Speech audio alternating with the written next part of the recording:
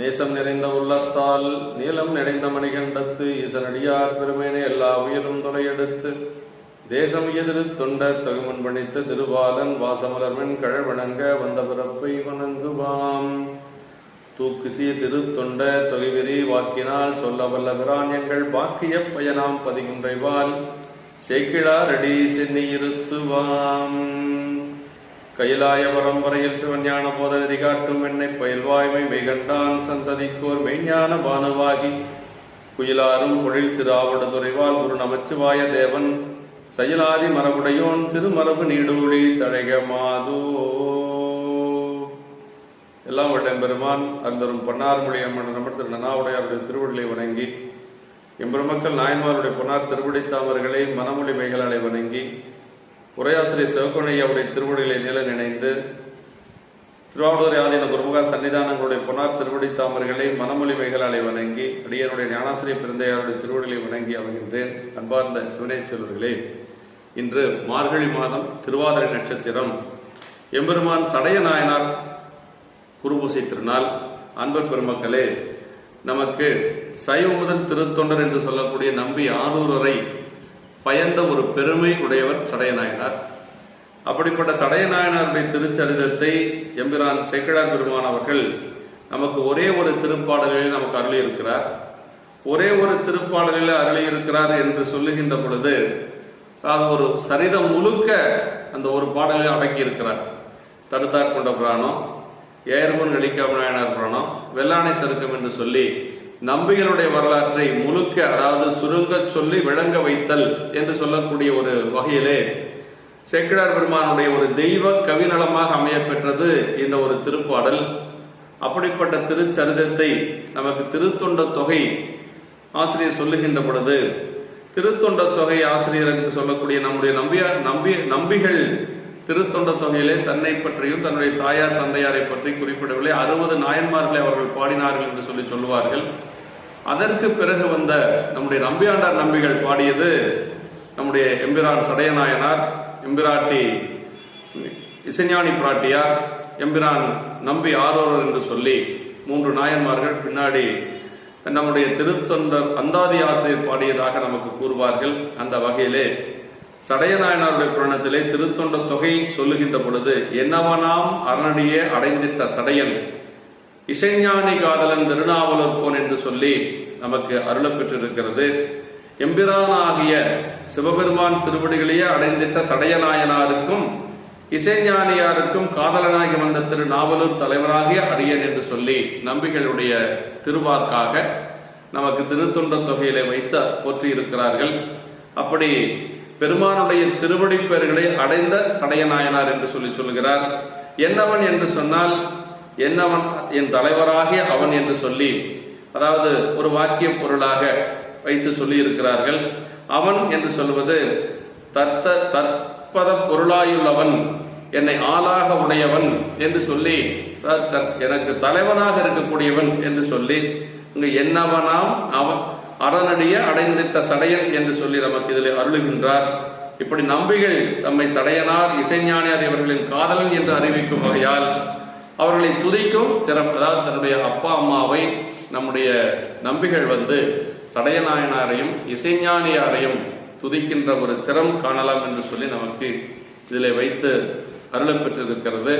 அடிமை கேட்டு ஓவப்பார் என்று சொல்லி நமக்கு அருளப் பெற்றிருக்கிறது என்று சொல்லி, அதே மாதிரி நம்முடைய வகை நூல் ஆசிரியர் திருத்தொண்டர் திரு அந்தாதியிலே நமக்கு நம்பியாண்டார் நம்பிகள் அருளுகின்ற பொழுது, தளம் விளங்கும் திருநாவலூர் தன்னில் சடையன் என்னும் குளம் விளங்கும் புகழோனை உரைப்பர் குவலயத்தின் நலம் விளங்கும்படி நாம் விளங்கும்படி நற்றவத்தின் பலம் விளங்கும்படி ஆரூரனை முன்பயந்தமையே. அருமையான திருப்பாடல். இந்த திருப்பாட்டிலே தலம் விளங்கும் திருநாவலூர் தன்னில் சடையன் என்னும் குளம் விளங்கும் புகழோனை உரைப்ப என்று சொல்லி சொல்றார். அதாவது இந்த நிலவுலகிலே விளங்குகின்ற திருநாவலூரில் சடையனார் என்ற பெயரையுடைய சிவமறையவர் குளம் விளங்கும் புகழையுடையவர் என்று சொல்லி சடையநாயனார் அவதரித்தது அந்த மறையவர்களுடைய குளம் விளக்கம் பெறும்படியாக. ஏனென்று சொன்னால், இந்த உலகத்துக்கே ஒரு பெரிய ஒரு வள்ளலாக இருக்கக்கூடிய நம்முடைய நம்பிகளை அவதரித்தது அவருக்கு ஒரு பெருமை.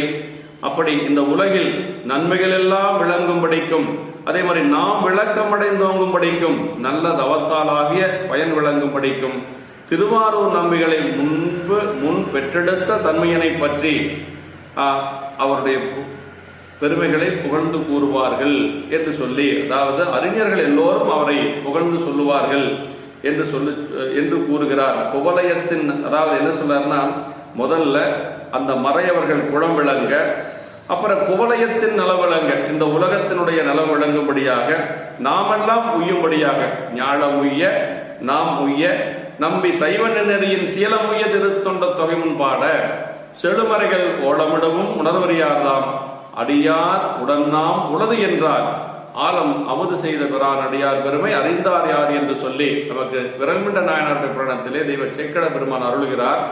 திருத்தொண்ட தொகை கொடுத்ததுதான் நம்முடைய நம்பிகளுடைய பெருமைகளுக்கெல்லாம் முத்தாய்ப்பாக இருக்கக்கூடியது. இறைவனால் தடுத்தாட்கொண்டு தோழராக கொண்டது ஒரு பெருமை என்று சொன்னால், அதற்கு மேலாக முத்தாய்ப்பாக இருக்கக்கூடியது திருத்தொண்ட தொகை கொடுத்தது. அது சேக்கட பெருமான் நமக்கு விரல்மிண்ட நாயனாருடைய சரீரத்திலே சொல்லுகின்ற பொழுது, ஞாழமுய்ய நாம் உய்ய நம்பி சைவன் நெறியின் சீலமுய்ய திருத்தொண்ட தொகைவின் பாட என்று சொல்லி, இந்த உலகம் உய்யும்படியாக, அந்த நாம் எல்லோரும் உய்யும்படியாக, சைவன் நெறியினுடைய சீலம் உய்யும்படியாக அவர் திருத்தொண்ட தொகை பாடினார் என்று சொல்லி நமக்கு சேக்கட பெருமான் நமக்கு அந்த சரிதத்திலே அருளுகின்றார்.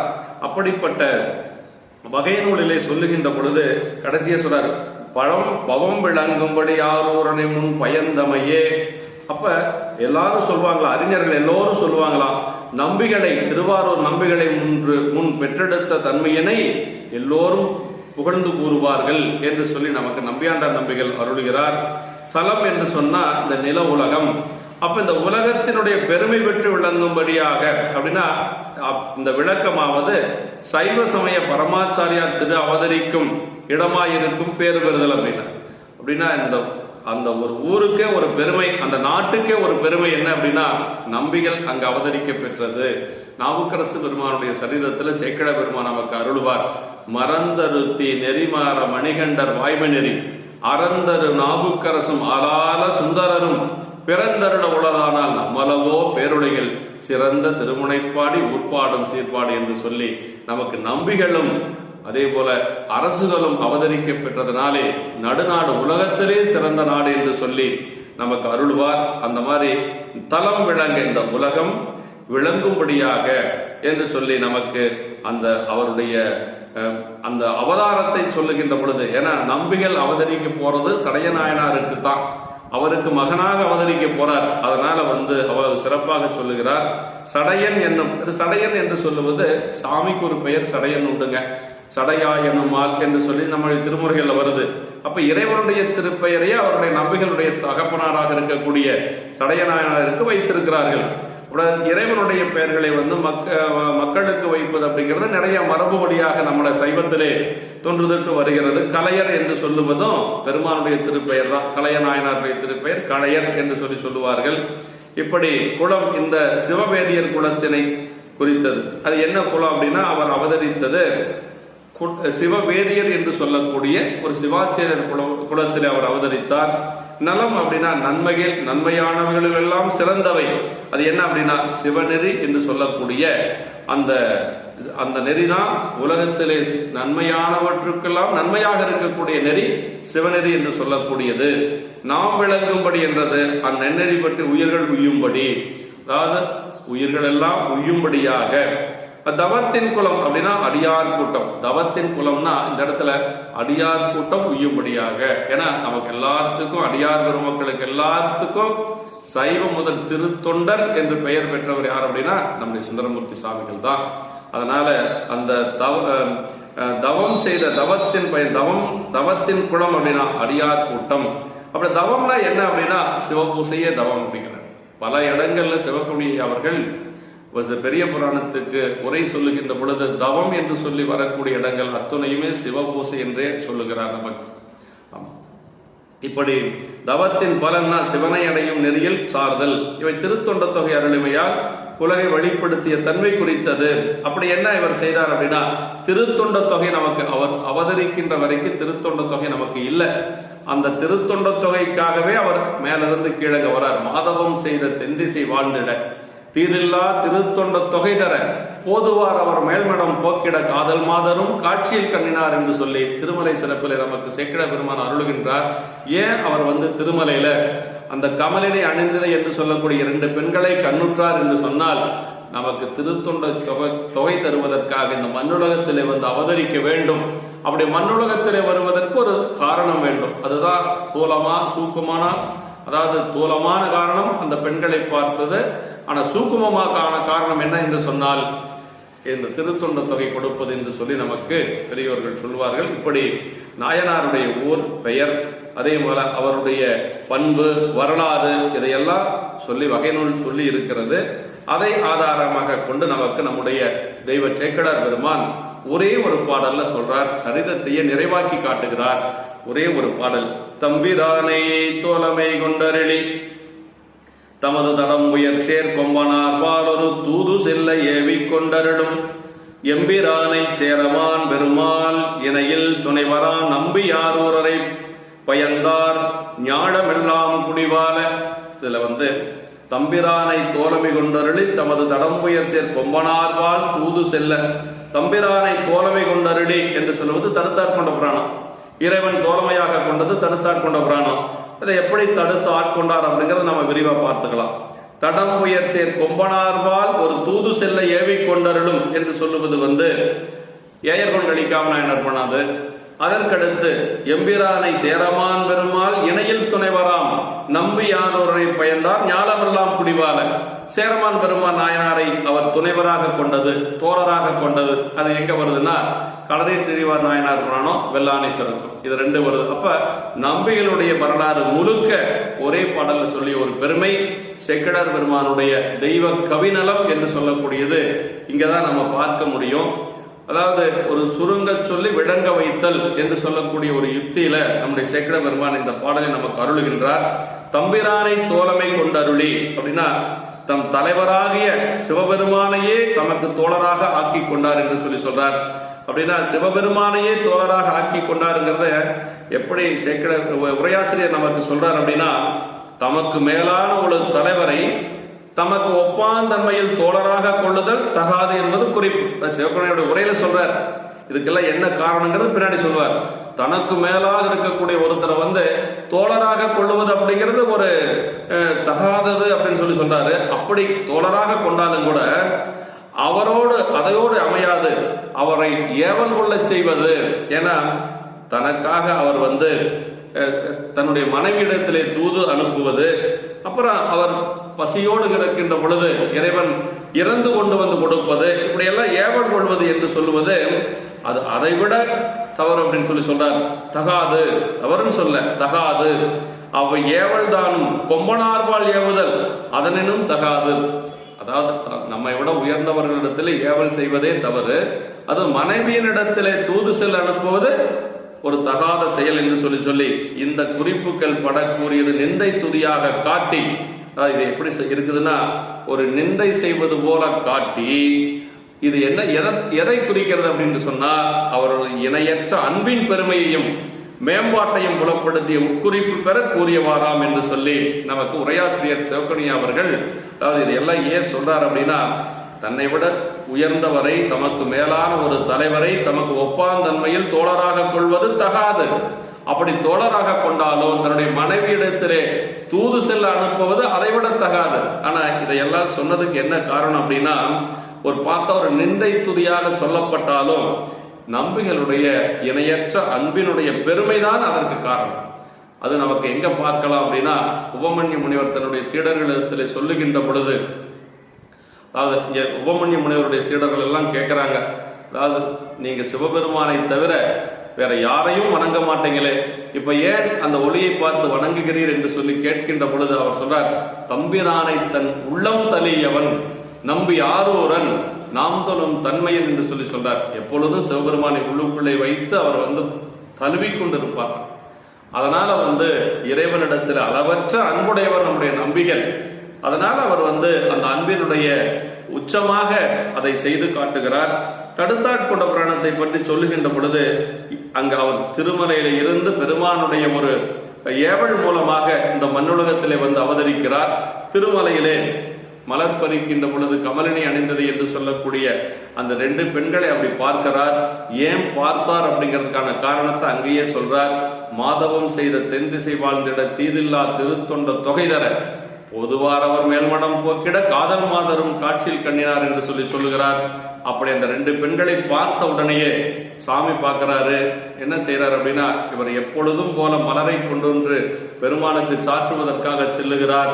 அப்படி அங்கு சென்ற நம்பிகளிடத்திலே மாதர்வால் மனம் போக்கினை, அந்த பெண்களை நீ பார்த்துட்ட, அம்மெல்லியனாருடன் காதல் இன்பம் கலந்தணைவாய் என்று சொல்லுகின்ற பொழுது நம்பிகள் வந்து கொஞ்சம் வருத்தப்படுறார்.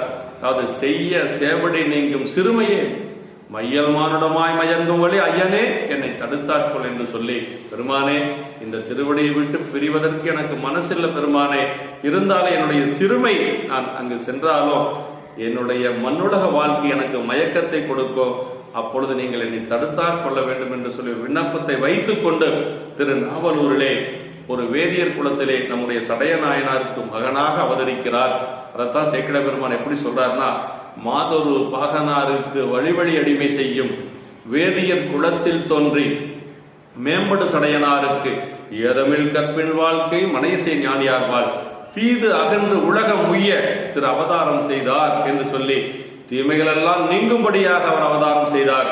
எப்படிப்பட்ட குடும்பம்? ஒரு சிவாச்சாரியார் குடும்பத்திலே சடையநாயனாருக்கும் இசைஞானி பிராட்டியாருக்கும் மகனாக அவதரித்தார். தீதகன்று உலகம் உய்ய, தீமைகள் எல்லாம் நீங்கி இந்த உலகம் உய்யும் பொருட்டாக அவதரித்தார் என்று சொல்லி சேக்கிழ பெருமான் அங்கே அருளுகின்றார். அப்படி அந்த குழந்தை வளர்ந்து வருகிறது. சிறுதேர் உருட்டி விளையாடக்கூடிய பருவம் வருகின்ற பொழுது அந்த வீதியிலே தேருருட்டி விளையாடி கொண்டிருக்கிறார்.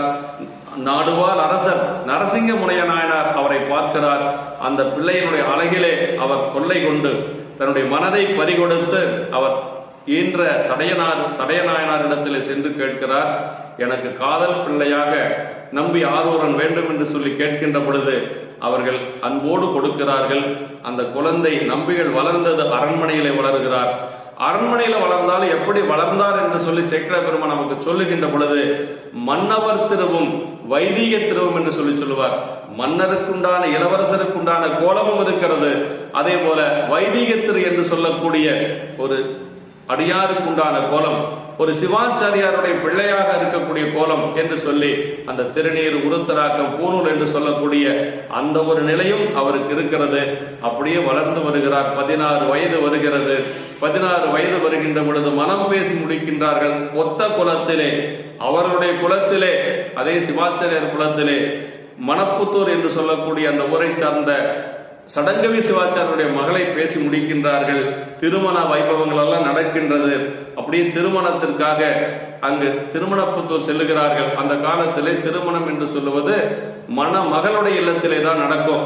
மணமகனாக இருக்கக்கூடியவர் அப்படியே பரிசனங்களோடு செல்லுகிறார்.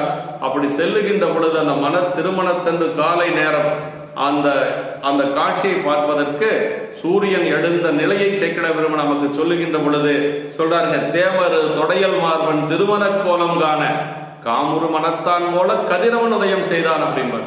அப்படின்னா அவருடைய திருமணத்தை பார்ப்பதற்குன்னு சொல்றதில்லை அங்க, ஏன்னா நடக்க போறதில்லை. அதனால திருமண கோலம் காண காமுறு மன அப்படி ரொம்ப விருப்பப்பட்டு சூரியன் எழுந்து வந்தானா நம்பிகளுடைய திருமணத்தை பார்ப்பதற்கு. அந்த மாதிரி அங்க சொல்றார். அதே மாதிரி அவர் அப்படி குதிரையின் மீது யோக புறவி என்று சொல்லுவார் சேக்கிழ பெருமான். அந்த யோக புறவியின் மீது அப்படியே வந்து கொண்டிருக்கிறார். அந்த சடங்கவி சிவாச்சாரியருடைய மகளாருடைய தோழியர்கள் எல்லாம் பார்க்கிறார்கள். அவங்க எல்லாம் நம்பிகளுடைய அழகை பார்த்து வியந்து போய் பேசிக் கொள்ளுகிறார்களாம். அப்படி எல்லாரும் பேசிக்கிறாங்களாம். கண்கள் எண்ணில்லாதன வேண்டும் காளையை காண என்பார். பெண்களில் உயர நோற்றால் சடங்கவி பேதை என்பார். மண்களி கூற வந்த மனம் கண்டு வாழ்ந்தோம் என்பார். பண்களில் இனிய கீதம் பாடுவார் ஆடுவார்கள் என்று சொல்லி அப்படியே அந்த பெண்கள் எல்லோரும் பேசிக் கொண்டிருக்கிறார்கள் என்று சொல்லி சேக்கிழ பெருமான் இவனை பார்ப்பதற்கு எண்ணில்லாத கண்கள் வேண்டும், காலை போன்ற இவரை பார்ப்பதற்கு எண்ணில்லாத கண்கள் வேண்டும், நம் எல்லோரை விட உயர்ந்த ஒரு புண்ணியம் செய்தவள் சடங்கவியனுடைய மகள்தான் என்று சொல்லி எல்லோரும் பேசிக் கொண்டிருக்கிறார்கள்.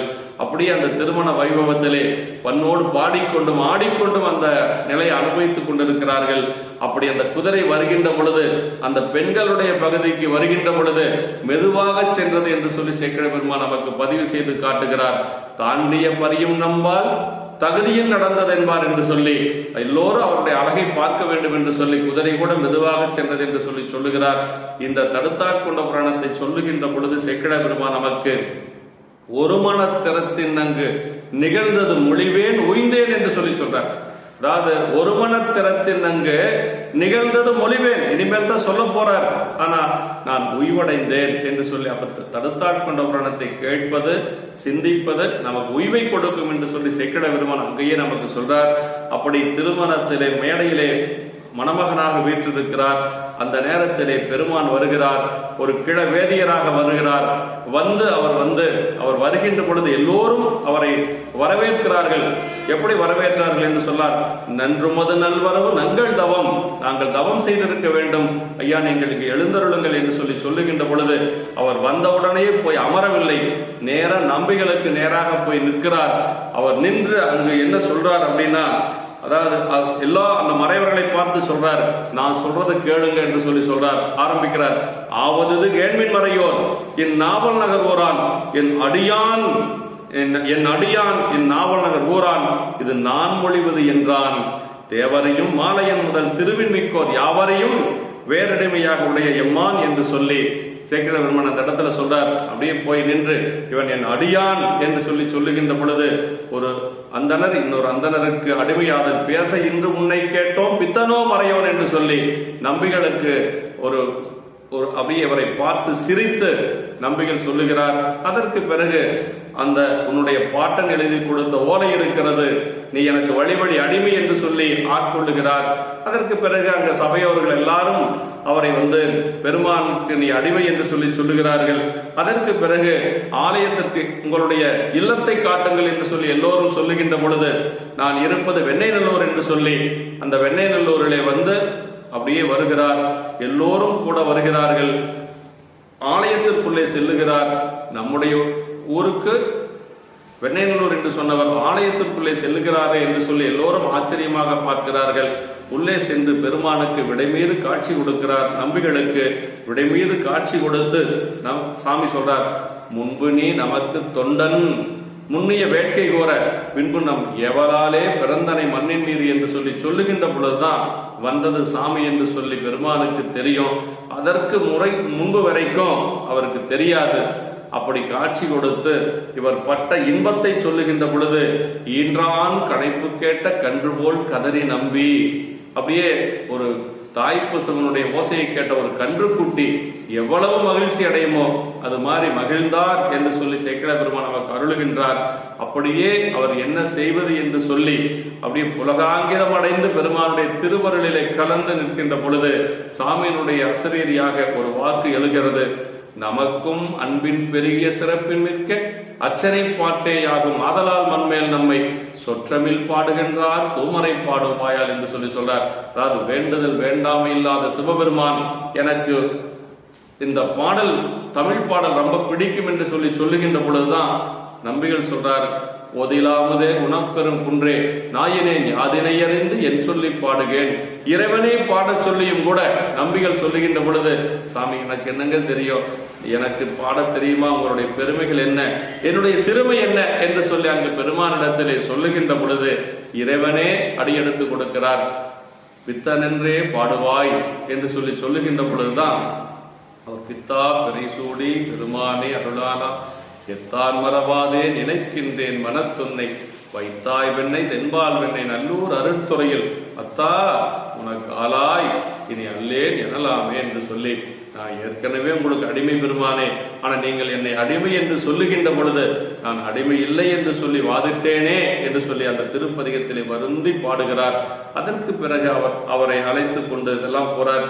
அப்படி அதற்கு பிறகு அவருக்கு தவத்துறை என்று சொல்லக்கூடிய திருத்துறையூர்ல அவருக்கு தவநெறி கிடைக்கிறது. அதாவது தவநெறி கிடைத்ததை சேக்கிழ பெருமான் எப்படி சொல்றார் அப்படின்னா நமக்கு, அதாவது அங்க என்ன சொல்றார் அப்படின்னா, சிவனுரையும் திருத்துறையூர் சென்றடைந்து தீவனையால் அவனெறியில் செல்லாமே தடுத்தாண்டாய் அடியேற்கு தவநெறி தந்தரில் என்று பவநெறிக்கு விளக்காகும் திருப்பதிகம் அருள் செய்தார், திருப்பதிகம் பாடினார் என்று சொல்றார். அப்படின்னா என்ன சொல்றாருன்னா, 2 துறை நமக்கு. துறை என்று சொன்னால் கரையேறக்கூடிய இடம் என்று சொல்லி சிவப்புண்ணிய பொருள் எழுதுகிறார். அப்படின்னா துறை என்று சொன்னால் ஒரு துறை அவனெறியில் செல்லாமை தடுத்தது, அது அருள் துறை என்று சொல்லக்கூடிய வெண்ணெய் நல்லூர். இன்னொரு துறை தவநெறி தந்தது, தவநெறி தந்தது திரு தவத்துறை என்று சொல்லக்கூடிய திரு துறையூர். அப்ப இவருக்கு அவனெறியில் செல்லாமை தடுத்தது ஒரு துறை, தவநெறி கொடுத்தது ஒரு துறை. இதுதான் நமக்கு 2 துறையாக வைத்து போற்றப்படுவது திருவெண்ணை நல்லூர், இன்னொன்று திரு துறையூர் என்று சொல்லி நமக்கு அருளுகின்றார்கள். திருத்துறையூர்ல தான் நம்பிகளுக்கு தவநெறி கிடைத்தது. தலைவா உன்னை வேண்டிக் கொள்வேன் தவநெறியே என்று சொல்லி 10 பாடல்களில் அருளுகின்ற பொழுது அங்கு அவருக்கு தவநெறி கிடைக்கிறது. அதற்கு பிறகு பெருமான் தடுத்தாட்கொண்டது, பரவையாருடைய திருமணம், நமக்கு திருத்தொண்ட தொகை கொடுத்ததெல்லாம் சரிதத்திலே மிக விளக்கமாக செல்லுகிறது.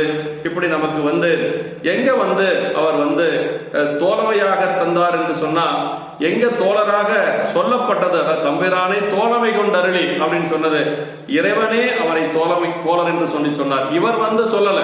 அதாவது திருவாரூரிலே அவர் பெருமானை விழுந்து வணங்கி எழுகின்ற பொழுது அப்போ ஒரு வாக்கு வந்தது, வாழிய மாமரை புற்றிடங்கள் மன்னவனாரர்களால் ஒரு வாக்கு. அந்த ஒரு வாக்கு தோன்றியது என்ன அப்படின்னா, தோழமையாக உனக்கு நம்மை தந்தனம். இது இறைவனுடைய கூற்று. நம்பிகள் போய் நான் உங்ககிட்ட தோழரா இருக்கிறேன்னு சொல்லல, இறைவனே விரும்பி ஏற்கொண்டார். அதுதான் ரொம்ப முக்கியம். இறைவனே விரும்பி ஆட்கொண்டது நம்பிகளை. அதான் சொல்றார், அதான் மன்னவனார் அருளால் ஒரு வாக்கு, தோழமையாக உனக்கு நம்மை தந்தனம். நாம் முன்பு தொண்டு கொண்ட வேள்வியில் அன்று நீ கொண்ட கோலம் என்றும் புனைந்து நின் வேட்கை தீர வாழி நன்மேல் விளையாடுவாய் என்று ஆரூரர் கேட்க எழுந்ததென்றே. சாமி, உன்னை நான் மனத்திலே திருமணத்திலே தடுத்தாட்கொண்டதுனால நீ திருமண வேள்வியில எப்படி இருந்தையோ அந்த மனக்கோலத்தோடவே என்னோட நீ இருக்க வேண்டும், இந்த மண் மீது நீ மகிழ்ச்சியாக விளையாட வேண்டும் என்று சொல்லி இறைவனுடைய கட்டளை நம்பிகள் கடைசி வரைக்கும் அதை பின்பற்றினார் என்று சொல்லி அவர் அந்த கோலத்தோடு இருந்ததுக்கு என்ன காரணம் என்று சொன்னால் இறைவனுடைய கட்டளை. அதனால் அவர் அப்படி இருக்கிறார். அதே மாதிரி தோழராக ஆனதும் இவர் போய் நான் தோழராக இருந்தேன், இவர் அடியேன் அடியேன் அடியேன்னு தான் சொன்னார். ஆனா இறைவன் அவரை தோழராக ஏற்றுக்கொண்டார் என்று சொல்லி அடுத்து நமக்கு என்ன சொல்றாருன்னா, இன்னும் அடுத்தது இந்த பாடல்ல சொல்லப்பட்டது, தமது தடம் உயர் சேர் கொம்பனார்வால் ஒரு தூது செல்ல ஏவிக் கொண்டருளும் அப்படின்னு சொல்லி சொல்றார். அப்படின்னா அவர் தூது சென்றதை சொல்றாருங்க. நம்பிகளுக்காக அவர் சங்கிலி நாச்சியாரை திருமணம் செய்து கொள்ளுகிறார். திருமணம் செய்து கொண்டு ஒற்றியூரிலே 2 கண்ணும் போய் அதற்கு பிறகு பெருமானுடைய திருவருளினாலே அவருக்கு இடதுகண் காஞ்சிபுரத்திலே கிடைக்கிறது. அந்த ஒரு கண்ணோடு திருவாரூர் வருகிறார்.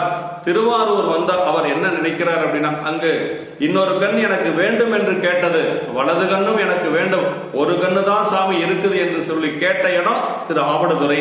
திருஆவடுதுறையிலிருந்து மீண்டும் அவர் நம்முடைய ஆரூருக்கு வருகிறார். ஆரூருக்கு வந்தவர் ஒரு கண்ணோட தன்னுடைய மனைவியை சென்று பார்ப்பதற்கு அவருக்கு மனமில்லை, 2 கண்ணோட தான் நான் சென்று பார்ப்பேன் என்று சொல்லி அங்குதான் அந்த இரவு நேரத்திலே பள்ளியறை பூஜையின் பொழுது அவர் அர்த்தசாம பூஜையிலே அந்த மீளா அடிமை உமக்கே ஆளாய் பிறரை வேண்டாதே மூலாத்தி போல் உள்ளே கனன்று முகத்தால் மிகவாடி ஆளாயிருக்கும் அடியாதங்கள் அல்லல் சொன்னக்கால் வாழாங்கிருப்பீர் திருவாரூரில் வாழ்ந்து போதீர் என்று சொல்லி அந்த உருக்கமான அந்த பதிகத்தை அங்கு பாடுகிறார். பெருமானே, என்னுடைய துன்பத்தை நீங்க தான் நீக்கணும், நீங்க என்னுடைய முகத்தை பார்த்தாவது உங்களுக்கு என்னுடைய நிலை தெரிந்திருக்க வேண்டும், இல்ல நான் சொன்னதுக்கு பிறகாவது நீங்கள் தீர்த்து கொடுத்திருக்க வேண்டும். இப்படி எல்லாம் இருக்கிறீங்களே பெருமானே, நான் எப்படியோ போறேன், நீங்க நல்லா இருங்க சாமி என்று சொல்லி இறைவனிடத்திலே உரிமையோடு அந்த திருப்பதிகத்தை அருள் செய்கிறார். அதற்கு பிறகு அவருக்கு வலதுகன் கிடைக்கிறது. வலதுகன் கிடைத்த உடனேயே அவர் இறைவனிடத்தில் தன்னுடைய மனைவியிடத்திலே செல்ல வேண்டும். அப்படி மனைவியிடத்திலே செல்லுகின்ற பொழுது அங்கு ஒப்புதல் கிடைக்கல. அப்பதான் இறைவனிடத்திலே சென்று அவர் இறைவனை தூதாக அனுப்புகிறார். அதாவது சாமி என்ன சொல்லாருன்னா, நான் உனக்கு தோழனாக மட்டுமல்ல ஒரு தூதனாகவும் சென்று அதை நான் பரவையாரிடத்திலே பேசி வருகிறேன் என்று சொல்லி போறார். அப்படி அவர் கேட்டதுதான் ஏயர்கோன் கழிக்காம பணத்தில் இருக்கிறது. அது சாமி கிட்ட சொல்றாரு, நாயனீரே நான் உமக்கு இங்கு அடியேனாகில், சாமி நான் உங்களுக்கு அடியாரா இருக்கிறதுனால நான் உமக்கு இங்கு அடியேனாகில் நீர் எனக்கு தாயின் நல்ல தோழரும் தம்பிரானாரே ஆகில்னர். எப்படி சொல்றாரு பாருங்க, நாயனீரே நான் உமக்கு இங்கு அடியேனாகில், நான் உங்களுக்கு அடிமைதான் சாமி, ஆனா நீங்க எப்படின்னு எனக்கு தாயை விட நல்ல தோழராக, அதே மாதிரி தம்பிரானாக, பாருங்க தாய் போல தாயை விட சிறந்த தோழராக, அப்புறம் அதுக்கு மேல தலைவராக, தம்பிரானாக, இப்படி எல்லாம் நீங்க இருக்கிறீங்க பெருமானே. அப்படி தம்பிரானாரே ஆகில் ஆய அறிவும் இழந்து அழிவேனர். எனக்கு இப்ப என்ன செய்யறது என்ன தெரியல சாமி, என்னுடைய அறிவை இழந்து நான் இப்பொழுது நிற்கிறேன். நீங்க என்ன செய்யணும், அயர்வு நோக்கி என்னுடைய அந்த துன்பத்தை நீக்கி என்னுடைய அந்த அயற்சியை நோக்கி அவ்வளவும் போய் இவ்விரவே பறவை ஒரு புலவி தீர்த்து தாரும். அப்படியே இன்னைக்கே அது இந்த நாள் இந்த இரவிலேயே நீங்கள் சென்று பறவையாரிடத்திலே சென்று பேசி என்னுடைய அந்த புலவியை என்னுடைய அந்த வருத்தத்தை நீங்க தீர்க்க வேண்டும் என்று சொல்லி இறைவனிடத்திலே விண்ணப்பம் வைக்கிறார் நம்பிகள். அதான் அப்படி அவர் விண்ணப்பம் வைத்த உடனேயே நம்பிகள் முதல்ல போறார். அம்மா முடியாதுன்னு சொல்லிடுறாங்க. அதற்கு பிறகு இரண்டாவது முறை செல்லுகிறார். அப்படி செல்லுகின்ற பொழுது அந்த திருவீதியினில் அழகர் அவர் மகிழும் செல்வ திருவாரூர் ஒரு வீதியிலே சிவலோகம் முழுதும் காண உலகாமால் அப்படின்னு, அப்படி ஒரு சிவலோகமே சென்றது போல இருந்தது. தேவர்கள் எல்லாரும் பின்னாடி போறாங்க, சாமி போறார், அப்படி எல்லா முனிவர்கள் எல்லாரும் போறாங்க, சிவகணங்கள் எல்லாம் போகிறது, கைலாயமே அங்கு இறங்கி வந்தது போல் இருந்தது என்று சொல்லி அந்த படர்ந்த பேரொழி பன்மணி வீதிதான் இடர்ந்த ஏனமும் அன்னமும் தேடுவார் தொடர்ந்து கொண்டவன் தொண்டருக்கு தூது போய் நடந்த செந்தாமரையடி நாருமால் என்று சொல்லி சேக்கிழ பெருமான் நமக்கு நகர சிறப்புல சொல்றார். அப்படி அவர் செல்லுகின்ற பொழுது இரவு நேரம் ஆகி விடுகிறது. இரவு அதாவது அர்த்தசாம பூசை முடிந்து நேரம் ஆயிருது. அப்படி நேரமாயி நள்ளிரவு நேரத்தை நெருங்கி கொண்டிருக்கிறது. அப்ப அவர் ஒரு சிவாச்சாரி கோலத்துல அங்கு பறவையாருடைய இல்லத்துக்கு போறார். அம்மா நினைச்சாங்களாம், இப்படி ஒரு ஆண்மகன் இல்லாத ஒரு வீட்டுக்கு இப்படி ஒரு சிவாச்சாரியார் வராரே என்று சொல்லி மனசுல ரொம்ப வருத்தப்பட்டாங்களாம். தனியா வராரே, இது தகுமா அப்படின்னு நினைச்சாங்களாம். ஆனா சேக்கிழ பெருமான் சொல்றாரு, அவர் தனியா போகல, கூட அம்மா இருந்தாங்க. அம்மா கூட இருந்தது அவங்களுக்கு தெரியல, பறவைநாச்சியாருக்கு தெரியல அப்படின்னு சொல்லி சேக்கிழ பெருமான் அருமையா சொல்வார்.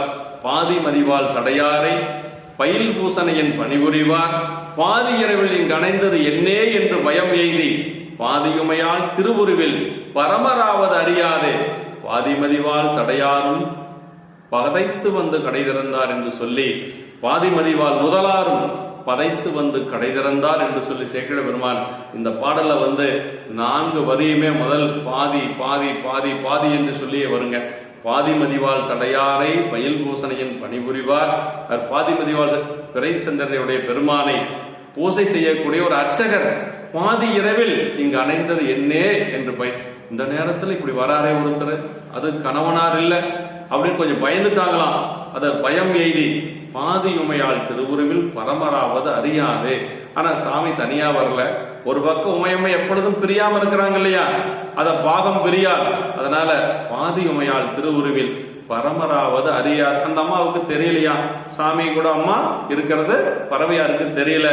அப்புறம் பாதி மதிவாள் முதலாறு அப்படியே பிறை அந்த பாதி சந்திரனை போல அழகான அந்த நெற்றியுடைய பறவையார் கடை திறந்தார் என்று சொல்லி சேக்கிழ பெருமான் நமக்கு அருளுகின்றார். அப்படி கடை திறக்கின்ற பொழுது 2வது முறை இறைவன் வருகின்ற பொழுது அம்மா திருவடியில விழுந்து வணங்கி உங்களுடைய அருள் தலைமேற்கொண்டேன் என்று சொல்லி பெருமானிடத்திலே அவர்கள் சரணடைந்து அவர்களுடைய விண்ணப்பத்தை ஏற்றுக்கொண்டு வருவதற்கு அனுமதிக்கிறார்கள்.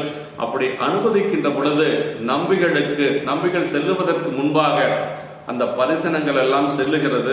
அவருக்கான மங்கள பொருள்களை எல்லாம் எடுத்துக்கொண்டு செல்லுகிறார்கள். அப்படி மங்கள பொருள்களை எல்லாம் எடுத்துக்கொண்டு செல்லுவதற்கு அடியார் பெருமக்கள் எல்லோரும் வருகின்றார்கள். எல்லாரும் இரவோடு இரவாக அதையெல்லாம் எடுத்துக்கொண்டு செல்லுகின்ற பொழுது 2 பேர் வருகிறார்கள். ஒருவருக்கு கண்ணுக்கு தெரியாது, பிறவியிலே குருடு, இன்னொருவர் பிறவியிலே கூன். அவர்களும் பணி செய்வதற்காக வருகின்ற பொழுது நம்பிகள் பெருமானிடத்துல கேட்கிறார், அவருக்கு கண்ணு குருடு, இவருக்கு பிறவியிலே கூன், எப்படி அவர்கள் பணி செய்ய முடியும் என்று சொல்லி இறைவனிடத்தில் கேட்க அப்பொழுதே அவருக்கு 2 கண்ணும் கிடைத்தது. இன்னொரு அடியாருக்கு கூணும் நிமிர்ந்தது என்று சொல்லி சேக்கட பெருமான் நமக்கு அருளுகின்றார். தேனும் குடலும் பிழைத்த திருமொழியால் புலவிதீர்க்க மதிதானும் பணியும் பகை தீர்க்கும் சடையார் தூது தரும் திருநாள் கூணும் குருடும் தீர்த்து ஏவல் கொள்வார் குளவு மலர்பாதம் யானும் பரவி தீர்க்கின்றேன் ஏழு பிறப்பின் முடங்குவோன் என்று சொல்லி அந்த இடத்திலே அவர் எப்படி அந்த ரெண்டு பேருத்துக்கும் நம்பிகள் பெருமானை வழிபட்டவர், நம்பிகள் பெருமானுக்கு தோழர். ஆனா நம்பிகளுக்கு ஒரு கண் காஞ்சிபுரத்திலே கிடைத்தது. அதற்கு பிறகு பல முறை விண்ணப்பம் வைத்து இன்னொரு கண் ஆரூரிலே கிடைத்தது. ஆனா நம்பிகளுக்கு பணி செய்ய வந்தவருக்கு அப்பொழுதே ரெண்டும் நிவர்த்தியானது. அப்படின்னா அடியாருடைய தொண்டு எவ்வளவு உயர்ந்தது அப்படிங்கிறது நமக்கு அந்த இடத்துல சேக்கட பெருமான் நமக்கு வலியுறுத்தி காட்டுகிறார் என்று சொல்லி இந்த அளவில் நமக்கு ஏயர்கொண்டளிக்காம பணம் இங்கு இதோடு நிறைவு செய்து கொண்டு அடுத்தது என்ன சொல்றாரு அப்படின்னா, இந்த பாடல்ல அதாவது தம்பிரானை தோழமை கொண்டருளி தடுத்தாற் கொண்டவரானா தமது தடம்புயசர் கொம்பனார்வாள் ஒரு தூது செல்ல ஏவிக் கொண்டருளியது ஏர்கொண்டு கழிக்காம. அடுத்தது எம்பிரானை சேரமான் பெருமாள் இணையில் துணைவராம் நம்பி யாரொருவரை பயந்தார் ஞாலமெல்லாம் குடிவாள் என்று சொல்லி அப்படி நம்பி யாரொருவரை பயன்றது.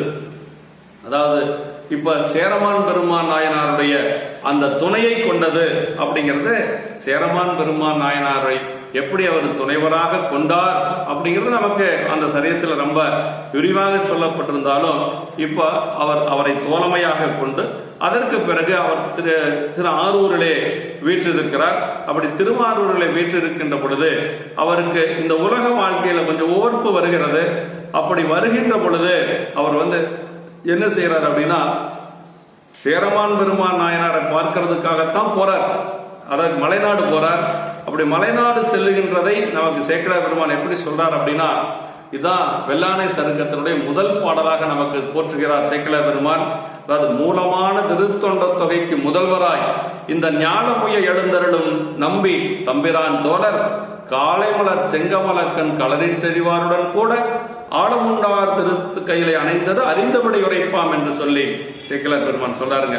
மூலமான திருத்தொண்ட தொகையும் சைவத்துக்கு ஒரு மூலமான திருத்தொண்ட தொகை அப்படிங்கிறார். அப்படி மூலமான திருத்தொண்ட தொகைக்கு முதல்வராய் இந்த உலகம் உய்யும்படி எழுந்தருளிய நம்பி தம்பிரான் தோழர். அப்புறம் என்ன சொல்றார், காளைமலர் செங்கமலக்கண் காலையில மலர்ந்த செந்தாமரை போல அந்த சிவந்த கண்களையுடைய அந்த சேரமான் பெருமான் நாயனரை பார்ப்பதற்காக போனாராம்.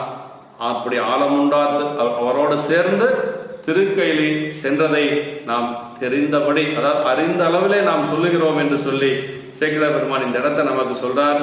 அப்படி அவர் செல்லுகின்ற பொழுது அந்த திருவஞ்சை களத்திலே சென்று அவர் வழிபாடெல்லாம் செய்து கொண்டிருக்கிற பொழுது அப்ப திருவஞ்சை களத்திலே நம்பிகளும் சேரரும் எப்படியெல்லாம் நட்பு கொண்டிருந்தார்கள் அப்படிங்கிறதெல்லாம் அந்த சரியத்துல நிரம்ப அதெல்லாம் களரிற்றடிவார் புராணத்திலே மிக விரிவாக வருகிறது.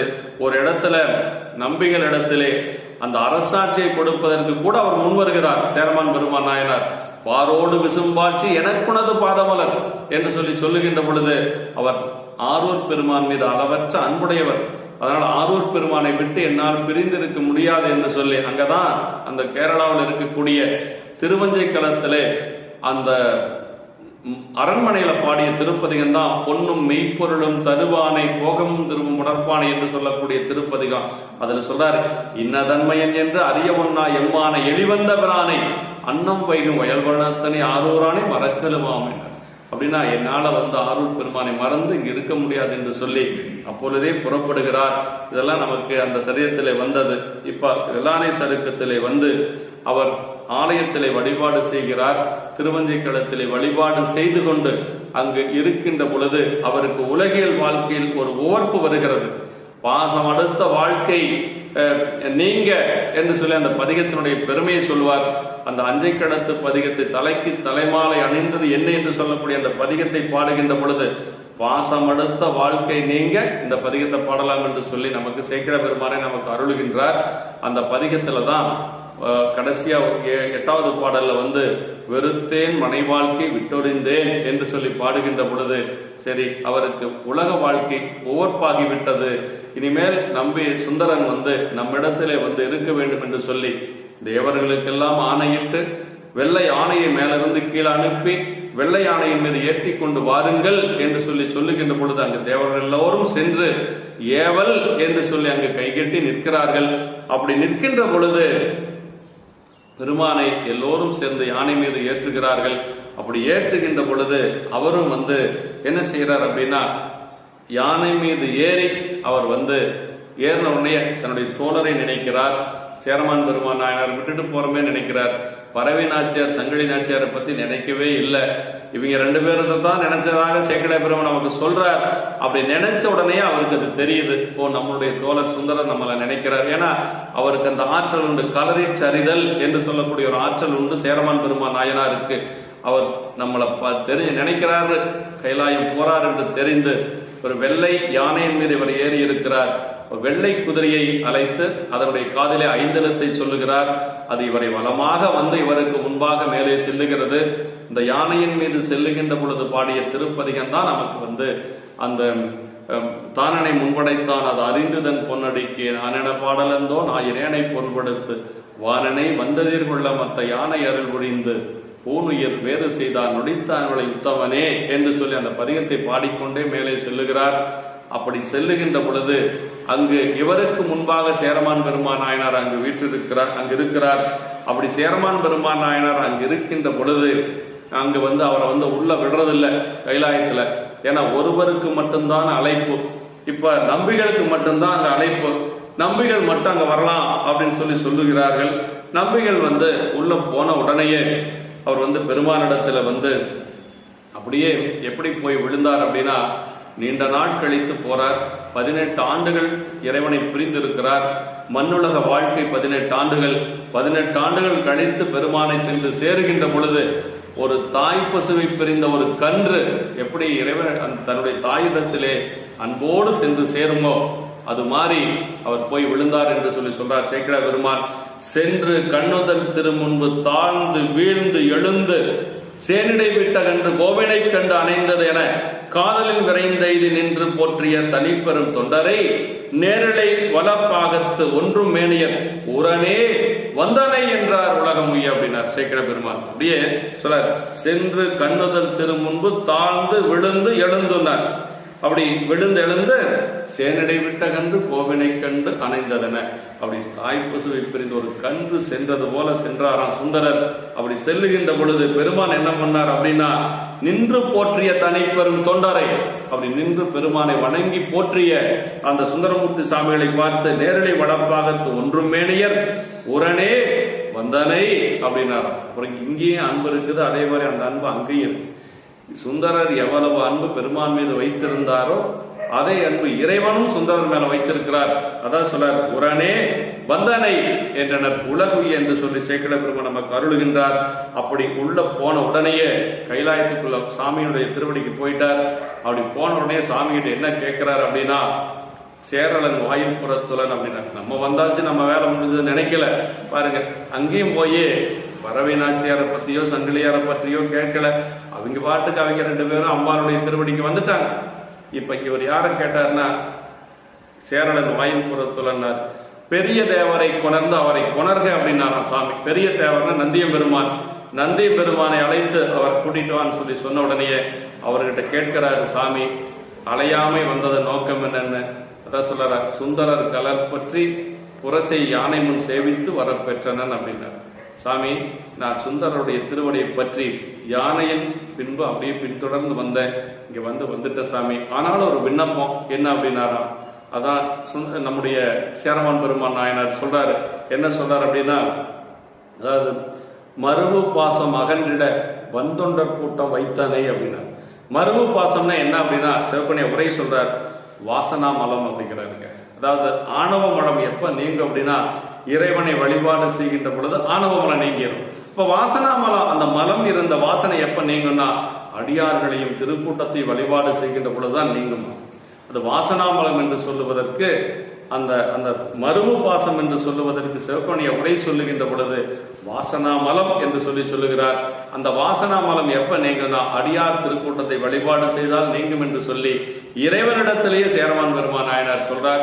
அதற்கு பிறகு சாமி, நான் உங்களை திருவிழாப்புறம் பாடினேன், செவிமடுத்து அருள வேண்டும் என்று சொல்லுகிறார். அங்க கைலாய ஞான உலா இறைவனிடத்திலே பாடுகிறார் சேரமான் பெருமான் நாயனார். அவரும் சொல்றார் செப்புக என்று சொல்றார்.